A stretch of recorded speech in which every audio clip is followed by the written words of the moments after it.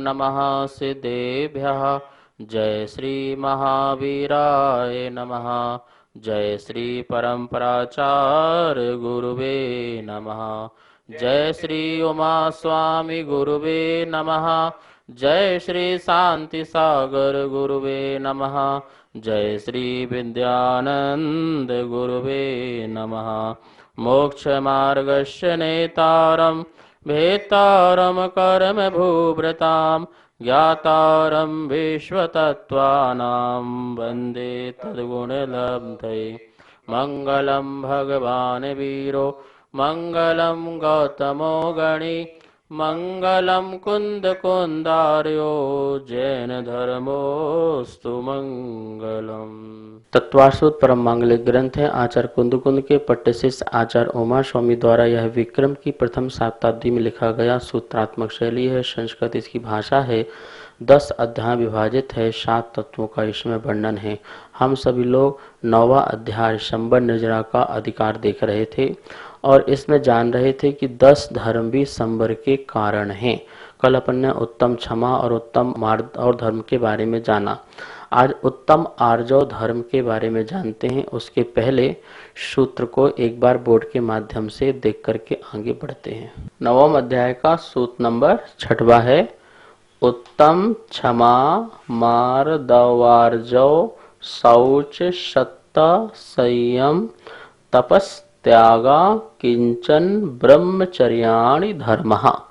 इस प्रकार से यहाँ पर उत्तम क्षमा, उत्तम मार्दव, उत्तम आर्जव, उत्तम शौच, उत्तम सत, उत्तम संयम, उत्तम तप, उत्तम त्याग, उत्तम आकिंचन और उत्तम ब्रह्मचर्य, ये 10 धर्म हैं जो संबर के कारण हैं। कल अपन ने उत्तम क्षमा और उत्तम मार्दव धर्म देखा था। आज उत्तम आर्जव आदि धर्म को समझते हैं। उत्तम आर्जव धर्म क्या है? मन वचन काय की जो कुटिलता है उसका अभाव होना और मन वचन काय में सरलता का प्रकट होना, इसका नाम जो है उत्तम आर्जव धर्म है। ऋजुर्भावम आर्जवम, जो ऋजुता है, जो सरलता है मन में, वचन में और काया में, इस सरल भाव आना। देखिए, आत्मा जब सरल परिणाम करती है तो मन में किसी प्रकार का मायाचार आदि का परिणाम नहीं होता है, छल कपट नहीं होता है कि मन में कुछ हो, वचन में कुछ हो और काया से कुछ हो। जो मन में हो सो वचन में हो, जो वचन में हो सो तन में हो, काया में हो, मतलब अभिव्यक्ति भी काया से वही होना चाहिए। तो मायाचार के जो परिणाम हैं उससे रहित जो परिणाम होते हैं वह उत्तम आर्जव धर्म कहलाता है। जितनी हम मायाचारी करते जाएंगे उतने हम कुटिल होते जाएंगे और उतने हम जटिल होते जाएंगे। ये कुटिलता और जटिलता हमें आत्मा से, अपने स्वभाव से बहुत दूर ले जाती है। मतलब हम बहुत वैभाविक हो जाते हैं और उसी विभाव में फिर हम जो है खो जाते हैं संसार में। हमें स्वभाव में ठहरना है तो मायाचारी से रहित होना पड़ेगा। सांप जो है टेढ़ा मेढ़ा बहुत चलता है, लेकिन जब बिल में प्रवेश करता है तो सीधे प्रवेश करता है। इसी प्रकार से हम संसार अवस्था में बहुत टेढ़ी मेढ़ी पर्याय करते हैं मायाचारी करके, लेकिन जब भी हमें अपने स्वभाव में जाना पड़ेगा, आत्मस्थ होना पड़ेगा, तो ये टेढ़े मेढ़े भाव को छोड़ना पड़ेगा, मतलब कुटिल और जटिल परिणामों को छोड़ना पड़ेगा और उत्तम आर्जव धर्म को हमें पकड़ना पड़ेगा, अर्थात उसमें ठहरना पड़ेगा। डोरी की 2 छोर पकड़ कर के खींचने से वह सरल होती है, उसी तरह मन में से कपट दूर करने पर वह सरल होता है, अर्थात मन की सरलता का नाम आर्जव है। डोरी को आप पकड़ लीजिए दोनों तरफ से तो क्या हो गया, वो सीधी हो जाती है, वो सरल हो जाती है, वरना वो गुत्था बन करके वो उलझा रहता है और समझ में नहीं आता उसका छोर कहाँ से कहाँ है, और दोनों तरफ पकड़ने से बिल्कुल स्पष्ट हो जाता है। ऐसे ही हमारा जो मन बिल्कुल स्पष्ट हो जाए कि किसी प्रकार का छल कपट मायाचारी ठगा दगा बाजी बेईमानीपन हमारे अंदर ना आए, वह परिणाम हमारा जो है स्वाभाविक परिणाम हो जाए, ऐसा करके, मतलब कि इन सबसे रहित होकर के सरल परिणाम हो जाए, उसे उत्तम आर्जव कहते हैं। ये किसके होता है? ऐसे उत्तम आर्जव के धनी मुनिराज होते हैं जो बिल्कुल शिशुवत होते हैं। जैसा शिशु जो है, बच्चा जो है, छोटा बच्चा, वह माँ से झूठ नहीं बोलता है, वो सब कुछ सरलता में कह देता है। कुछ भी किया हो, कुछ भी करा हो, किसी ने कुछ भी कहा हो या कुछ देखा हो, वह सबके सामने सरलता से सब बातों को प्रकट कर देता है। ऐसे महामुनिराज भी होते हैं जो सरल परिणाम को धारण करने वाले होते हैं, जिससे उनके अंदर आर्जव धर्म जो है प्रकट हो जाया करता है। जो अपने अपराधों को नहीं छिपाता, व्रतों में लगे अतिचारों की निंदा ग्रह करता है और प्रायश्चित के द्वारा उनकी शुद्धि करता है, वह आर्जव धर्म का धारी है। ध्यान रखना, जो व्रत का पालन करते समय अतिचार लग रहे हैं, दोष लग रहे हैं, उसे पता है और वो उनका पश्चाताप करके प्रायश्चित लेता है, तो प्रायश्चित ले रहा है, इसका मतलब उसके अंदर आर्जव धर्म है। जो अपने गुरुओं से अपने पापों की आत्मनिंदा करते हैं, आत्मग्रह करते हैं, आत्मालोचना करते हैं और उनसे प्रायश्चित मांगते हैं, ये उनके उत्तम आर्जव धर्म की जो है पहचान है कि कितनी उनके अंदर सरलता है कि जो पाप हैं वो अपने गुरुओं को बता दे रहे हैं कि गुरुदेव मुझसे आज ऐसा हो गया है, यह निंदनीय कार्य हो गया है, आप मुझे प्रायश्चित दे करके मेरी आत्मा को शुद्ध करें। तो ये सरल परिणाम है। इतनी सरलता जब आती है तभी प्रायश्चित ले सकते हैं। एक गुरुओं की हम जो विनय आदि करते हैं, प्रभु की विनय करते हैं, वो हमारी सरलता है, तभी हम विनय कर पाते हैं। तो इस प्रकार से जो मुनि कुटिल विचार नहीं करता, कुटिल कार्य नहीं करता और कुटिल बात नहीं बोलता तथा अपने दोष नहीं छिपाता, उसके उत्तम आर्जव धर्म होता है। जो मनुष्य प्राणी कुटिल भाव या मायाचार रूप परिणामों को छोड़ करके शुद्ध हृदय से चारित्र पालन करता है, उसके नियम से तीसरा आर्जव धर्म उत्पन्न हुआ करता है। उत्तम आर्जव धर्म के गुण कौन कौन से हैं? देखिए, आर्जव धर्म से मनुष्यों को अत्यंत निर्मल गुण प्राप्त हुआ करते हैं। तीन लोक में सारभूत जो सुख की प्राप्ति आर्जव धर्म से ही हुआ करती है। तीर्थंकर आदि की जो विभूतियां हैं, जो यश आदि है, वो भी आर्जव धर्म से ही मिला करती है। सरल हृदय वाले धर्मात्माओं के संसार का नाश करने वाला, साक्षात मोक्ष स्त्री को देने वाला, समस्त पुरुषार्थों को सिद्ध करने वाला, यह उत्तम आर्जव धर्म होता है। सरल हृदयों में गुणों में वास होता है, गुण मायाचार का आश्रय लेने नहीं देने देता है। मतलब यह उत्तम आर्जव मायाचार को आश्रय नहीं देने देता है। इस प्रकार का यह गुणों का भंडार यह आर्जव धर्म होता है। इस आर्जव धर्म के विपरीत जो मायाचार परिणाम हैं, वो उसको करने से जीव को क्या फल की प्राप्ति होती है? मायाचार से पहले तो निंदनीय त्रियंच पर्यायों की प्राप्ति होती है। देखो, भाव परिणाम टेढ़े होने से पर्याय भी टेढ़ी हो जाती है। त्रियंच पर्याय सब टेढ़े हैं, सीधे नहीं है। उनकी रीढ़ की हड्डी टेढ़ी है, उनके कान हाथ पैर सब टेढ़े हैं। ये क्या है? टेढ़े भाव करने से टेढ़े परिणाम करना का ही फल है। एक बार भी किया गया कपट व्यवहार भारी कष्टों से उपार्जित मुनि के समस्त आदि जो समता आदि जो गुण हैं उनका अभाव कर देती है। इसलिए कभी भी कपट आदि नहीं करना चाहिए। कपट व्यवहार ऐसा पाप है जिसके कारण जीव दुर्गतियों के मार्ग में चिरकाल तक परिभ्रमण किया करता है। धनिक मनुष्य के भी शरीर में प्रविष्ट हुआ बाण व्यथित करेगा, वैसे ही तप समृद्ध मुनि को भी माया सल्ल होने से मोक्ष लाभ नहीं हो सकता है। छली व्यक्ति का कोई विश्वास नहीं करता है। जो व्यक्ति छली है, छल करता है, दगा देता है, उस पर विश्वास कोई नहीं किया करता है। अर्थात उसे अपमान सहन करना पड़ता है, दुख सहन करना पड़ता है। महादोष का आरोपण हजारों सत्यों को कुचलता है। ये महादोष माया से ही उत्पन्न हुआ करते हैं। इस प्रकार से मायाचारी करने वालों के अनेक जो बुरे गुण हैं वो प्रकट हो जाया करते हैं। इसलिए ऐसे बुरे गुणों का अभाव करने के लिए हमें उत्तम आर्जव धर्म धारण करना चाहिए। मन वचन काया में सरलता का भाव लाना चाहिए। चौथा धर्म है उत्तम शौच धर्म। शुचि का भाव होना ही उत्तम शौच धर्म है। शुचिर भावम शौचम। शुचि पवित्रता। कौन सी पवित्रता? शरीर की पवित्रता की बात नहीं कर रहे हैं, बाह्य जगत की पवित्रता की बात नहीं कह रहे हैं, अपने आत्मा की पवित्रता का नाम जो है उत्तम शौच धर्म है। बाह्य जगत जो है जल आदि से स्वच्छ हो जाता है, शुद्ध हो जाता है, लेकिन आत्मा जो है जल से शुद्ध नहीं होता है। आत्मा शुद्ध रत्नत्रय से होता है। स्वभाव तो शुचि का ये रत्नत्रय प्रवृत्ति, ये शरीर जो है स्वभाव से अशुचि है, लेकिन यह शरीर में जो आत्मा है यदि वह रत्नत्रय को धारण कर लेती है तो यह तन भी, यह शरीर भी पवित्र हो जाता है, ऐसा आचार्यों ने कहा है।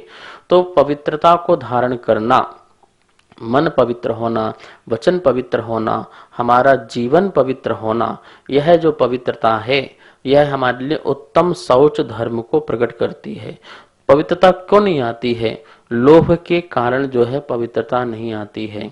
किसी को पुत्तेष्णा, पुत्र की लोभ है, किसी को लोकेष्णा, किसी को लोक में मतलब कि उसको संसार को प्राप्त करने की जो भाव है, किसी को वित्तेष्णा, वित्त की इच्छा है, किसी को लोक की इच्छा है, किसी को वित्त की इच्छा है, किसी को पुत्र की इच्छा है, किसी को भोगो भोग की इच्छा है, किसी को इंद्रियां पुष्ट करने की इच्छा है, भोगो भोग सामग्री की इच्छाएं हैं। ये अभिलाषाएं हैं, संसारिक कामनाएं हैं, भोग विलासनाएं हैं, ये सब जो हैं भाव जो हैं वो लोभ के कारण आते हैं। और जब तक ऐसा लोभ रहेगा तो जीवों को मोक्ष की प्राप्ति तो हो ही नहीं सकती। आपको पता है 10वें गुण स्थान में सूक्ष्म लोभ होता है, सूक्ष्म, बिल्कुल सूक्ष्म लोभ होता है, लेकिन वह सूक्ष्म लोभ भी वह आगे के गुण स्थान में जाने नहीं देता है जब तक उस सूक्ष्म लोभ का भी अभाव ना किया जा सके। मतलब कि समस्त कषायों में सबसे ज्यादा जटिल यदि कोई कषाय है तो वह लोभ कषाय है। समस्त कषाय हैं पहले चले जाती हैं, लेकिन जो सूक्ष्म लोभ है वह लोभ सबसे अंत में जाया करती है। तो जो अंत में जाए वो सबसे बड़ा पहलवान हुआ ना।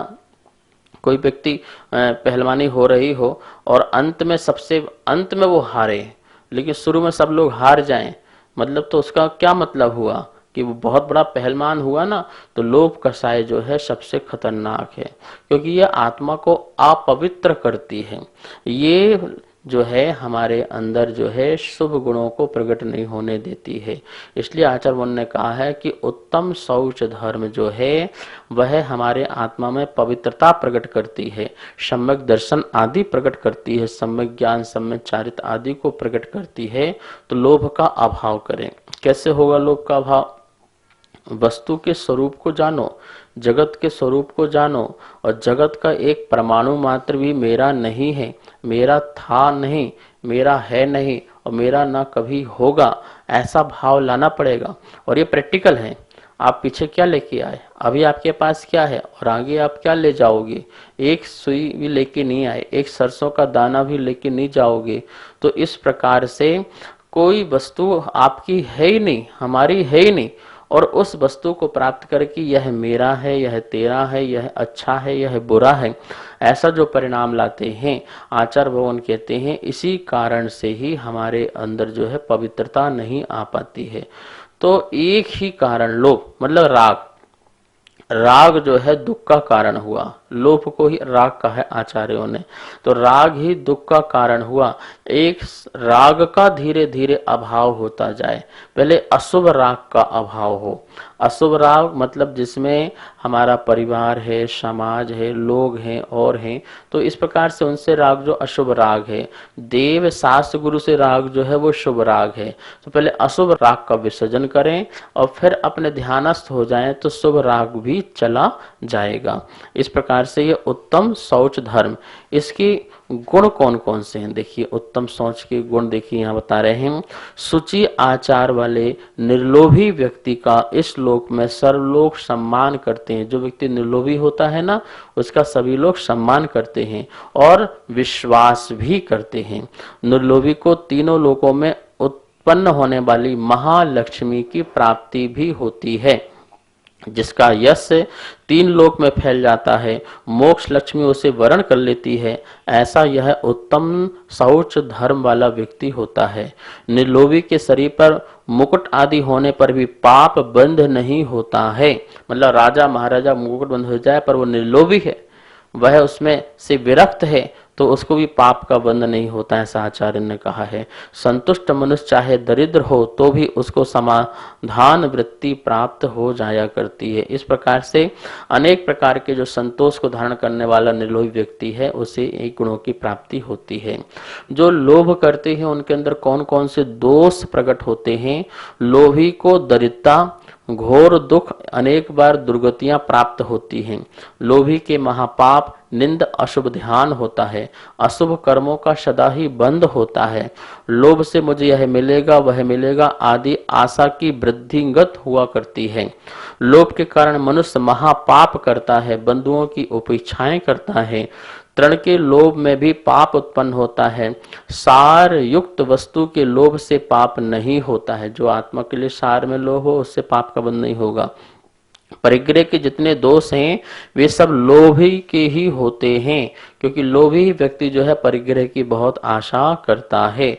इस प्रकार से लोभी व्यक्ति जो है दुर्गतियों को प्राप्त होते हुए अपने जीवन को यूं ही व्यर्थ गंवाता रहता है। अतः यहाँ पर उत्तम शौच धर्म धारण करें और निर्लोभी का भाव प्रकट करें। 5वां धर्म है उत्तम सत्य धर्म। सत्य धर्म क्या है? जहाँ पर जो आर्ष परंपरा से जो आगम के अनुकूल बोलता है उसे सत्य धर्म कहते हैं। भाषा समिति पूर्वक हित वाणी का कहना, जिसमें अहित का परिहार हो और हित की जिसमें प्राप्ति हो, उसे सत्य वचन कहते हैं। यद्यपि सत्य कहा नहीं जाता है, सत्य अनुभव का विषय होता है, लेकिन यदि वो वाणी का विषय बनता है तो वह ऐसा ही बनना चाहिए जैसा आगम में कहा है उसको ही बोलना, वह सत्य कहलाता है। आचार्य भगवान कहते हैं वचनों में सत्यता उत्पन्न होना, मतलब झूठ नहीं बोलना। झूठ बोलने से अपना भी अहित होता है और पर का भी अहित होता है। अपना भी जो है विभाव रूप परिणाम होता है और पर के विभाव में हम कारण बनते हैं। धर्म की वृद्धि के लिए धर्म सहित बोलना, क्योंकि हमें धर्म की वृद्धि अपनी भी करना है और पर की भी करना है, इसलिए धर्म की वृद्धि के लिए धर्म सहित जो बोला जाता है उसे सत्य धर्म कहा जाता है। सत्य बोलते समय हमें यह बिल्कुल ध्यान रखना है कि कहीं उसमें हमारा किसी प्रकार से कहीं जिन धर्म में, जिन शासन में या किसी व्यक्ति में किसी प्रकार का घात ना हो, नुकसान ना हो, ऐसा सत्य बोलना है। सत्य जो है वह मिठास भरा होना चाहिए, सत्य में हित मित और प्रियपना होना चाहिए, ऐसा सत्य धर्म होना चाहिए। इस सत्य धर्म को धारण करने से आप में, हमारे में लोग विश्वास करते हैं। सत्य धर्म से अनेक प्रकार के हमें गुणों की प्राप्ति होती है। आचार्यों ने तो कहा है सत्य जो है वो ईश्वर के समान है, सत्य जो है परमात्मा के समान है। सत्य जो है वह हमें परमार्थता सिखाता है। सत्य के कारण ही व्यक्ति के अंदर जो है मोक्ष की योग्यता प्राप्त हो पाती है।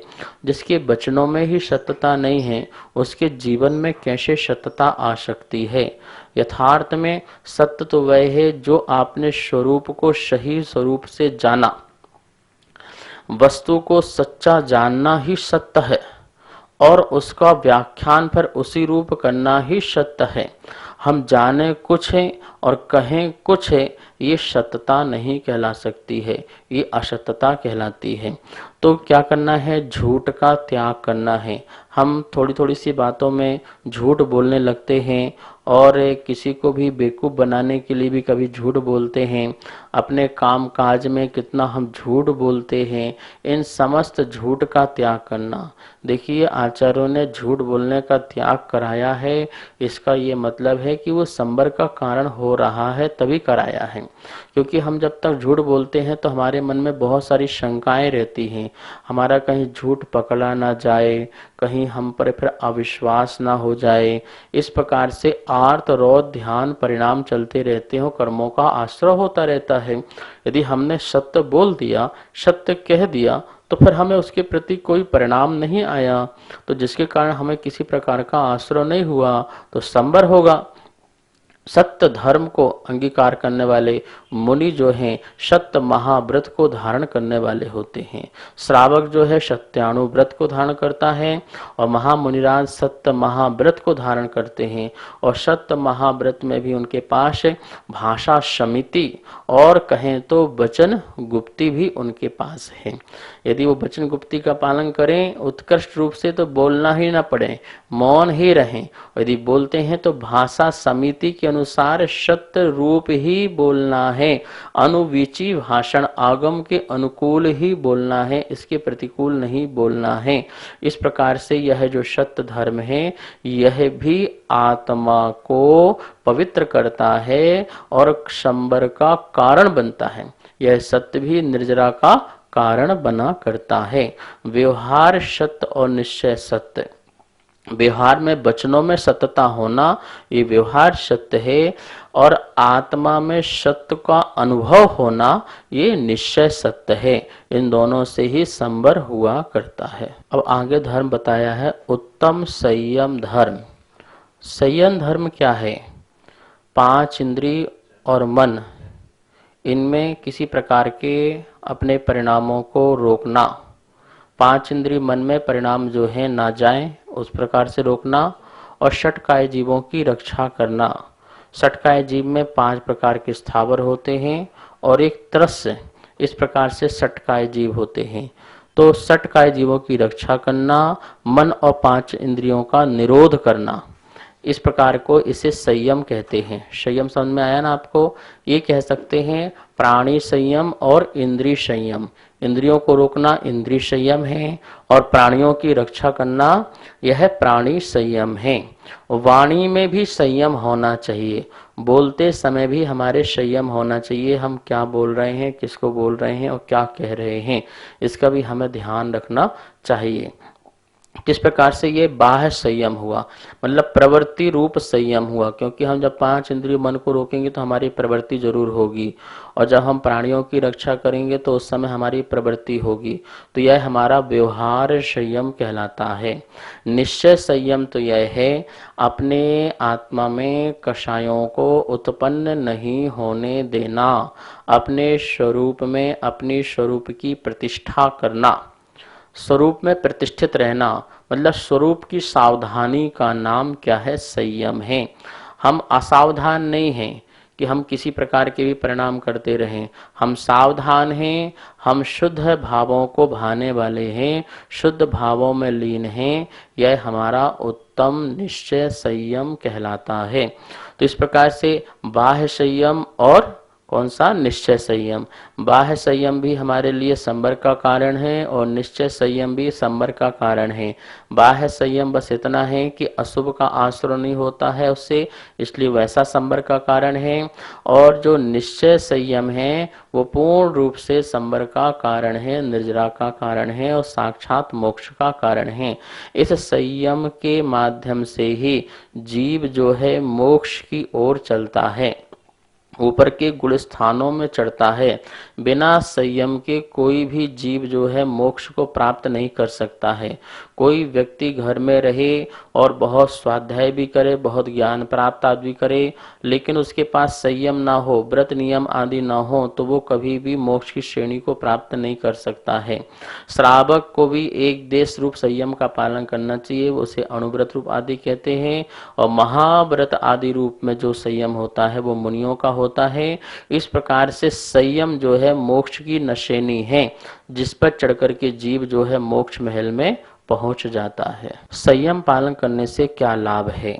संयम आत्मा का हित करने वाला है, इसलिए संयम का पालन जरूर होना चाहिए। संयमी मानव इस लोक में पूजित होता है। जो संयमी मानव है, पुरुष है, वो इस लोक में पूजित होता है और परलोक में भी उसकी पूजा होती है, मतलब सम्मान आदि का प्राप्ति होती है। संयम भी व्यक्ति जो है समस्त गुणों से विभूषित हो जाया करता है।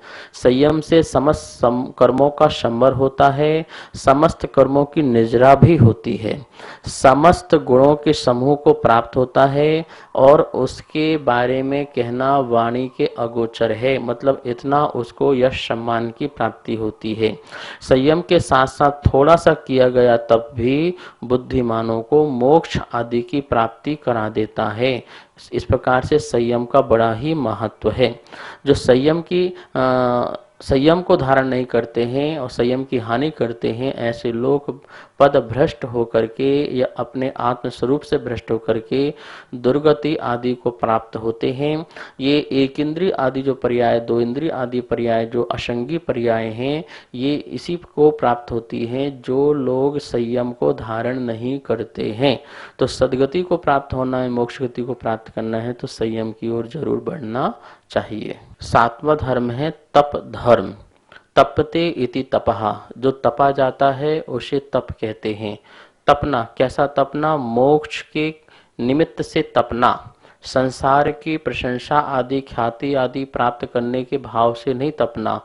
अपने इंद्रियों को शिथिल करने के लिए, वासनाओं को दूर करने के लिए और अपनी आत्मा में स्थिरता लाने के लिए जो तपा जाता है उसे तप कहते हैं। अनशन, अवंदर आदि जो 12 प्रकार के तप हैं, प्रायश्चित, विनय आदि जो अंतरंग तप हैं, इन समस्त बाह्य और अंतरंग तपों से जो आत्मा तपती है और अपनी इच्छाओं का निरोध करती है, किसी भी प्रकार की सांसारिक जिसमें इच्छाएं नहीं हुआ करती हैं, ऐसा इच्छा निरोधा नाम का तप होता है और वही तप से आत्मा परमात्मा बनती है। इस प्रकार से आज अपन ने कुछ धर्मों की चर्चाएं की, शेष धर्मों की चर्चाएं कल करेंगे। आज स्वाध्याय को ही संपन्न करते हैं। आइए माँ जनवाणी की स्तुति करते हैं। जा वाणी के ज्ञान से सूझे लोकालोक, सो वाणी मस्तक धरू सदा दे तुहों धोग। हे जनवाणी भारती तो ही जपो दिन रेन, जो तेरी शरणा धरे सो पावे सुख चैन। आशीर्वाद। सभी को सादर जय जिनेन्द्र। आप सभी के सहयोग से छठे अध्याय की पुस्तकें छप के आ चुकी है तथा जो भी महानुभाव 7वें अध्याय की पुस्तक छपवाने में अपना सहयोग देना चाहते हैं, इसके अलावा जो भी स्वाध्याय प्रेमी जैन पाठशाला में पुण्यार्जक बनने का सौभाग्य प्राप्त करना चाहते हैं, वह नीचे दिए गए मेरे नंबर पे संपर्क करें। मैं आरती जैन, जय जिनेन्द्र।